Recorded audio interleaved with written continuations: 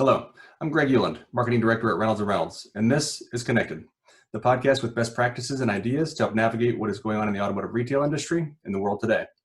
As the COVID-19 virus continues to change our world and how we live and work daily, this podcast discusses ways to continue operating in this unprecedented social environment.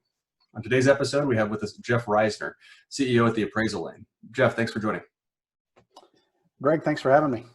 Of course. Glad you could make some time. Jeff, you and I have talked a lot in the past, but for the audience, could you give a little background on yourself and then also what the Appraisal Lane does? Yeah, so I've been in the car business for approaching 40 years, which just basically means I'm old. And started out in the wholesale space, family-owned auctions. Was fortunate enough to be recruited by Circuit City and was a founding associate at CarMax back in 1993.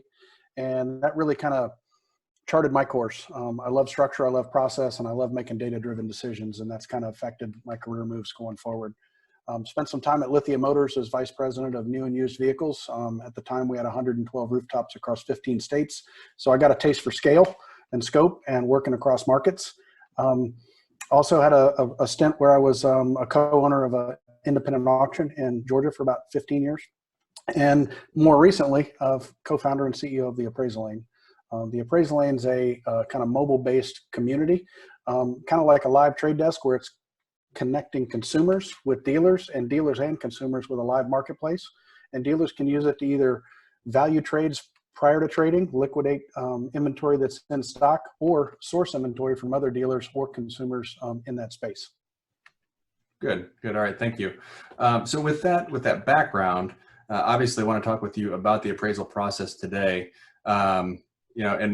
And with the world that we live in, clearly, the appraisal is still a huge part of every retail deal, but it's really difficult to manage a process in today's world that's safe and that keeps both employees and customers comfortable.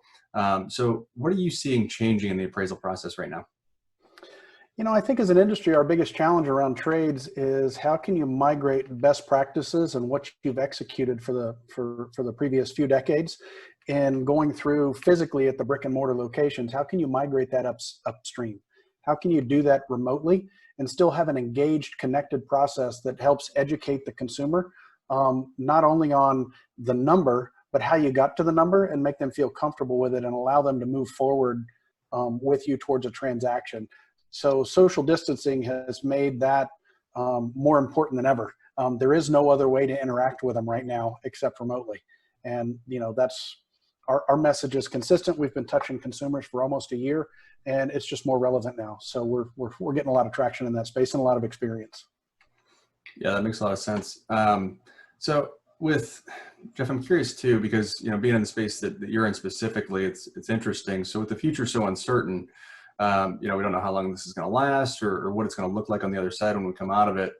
How are you at the Appraisal Lane treating valuations, and I guess secondarily, or maybe primarily, how much risk can dealers take right now when they're taking in a car into inventory? What I would say is there's several baseline metrics that most institutions or large sellers use to as a retention baseline in the marketplace, and they're based on algorithms and they're based on transactions. So when you see a massive reduction in transactions and a backlog of inventory standing, it makes the numbers, I won't say less relevant, but less current. Because you're looking at, I'm retaining 91.5% of X, whether it's MMR or Black Book or KB, whatever the number is that you're using. That's not a static number, and you can't say that our market's plateaued or leveled off. You have to look at the trend line. So it's not just that one data point, it's the data point from the 3 previous periods and what's the trajectory. And you have to get ahead of it, because when you're connecting with somebody remotely, you don't know if you're going to transact today or next week. And in the volatile market that we're in right now, that could be meaningful. Next week could really hurt if you're betting in today's dollars. So I would just caution dealers to make, it's hard to say make data-driven decisions, because right now having real people and having those insights that come from that's all you do every day, it couldn't be any more meaningful now than it ever has been. So at the Appraisal Lane in particular, we're baselining and adjusting our valuation methodology twice a day. So we look at the previous day's activity, not only in our space and the interactions and feedback that we're getting from dealers, but we're touching base with most of the major data providers. And we're also monitoring any online static postcard sales. We're monitoring about 7 or 8 a day in different regions across different sets of transactions. And we're not just looking at the transactions, we're looking what was offered, what the bidding pressure or lack thereof was, and we're kind of using those observations to create insights and infer and adjust our methodology here again twice a day, because it's changing that fast. Yeah, that's a good point. And thinking about it, and doing it twice a day and doing it really, really frequently, you almost have to, and dealers really do too, right? Because the situation 4 hours ago, even to your point, isn't the same as what it is probably right now. Yeah, when you get up at 8 o'clock in the morning and you're thinking about what a car was worth when you were working a customer at 5 o'clock yesterday, and at 11 o'clock 5 sales have gone off, you have a different perspective, and you need to adjust accordingly. Yeah, good stuff.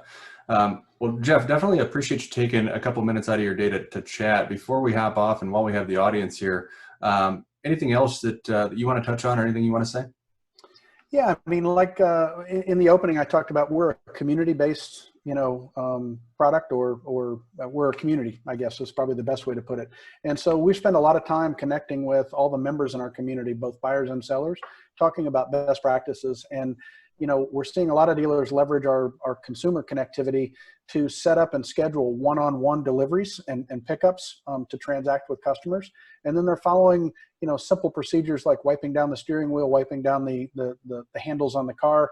We're not in the medical profession, we're in the automotive profession, but we're trying to do the best we can with kind of the new criteria and the new normal that we're operating in. Yeah, good. Thank you for sharing that. Again, Jeff, definitely do appreciate you taking a few minutes. I know you're busy, so thank you.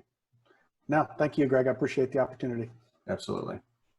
This has been Connected. Stay safe, and we'll see you on the next episode.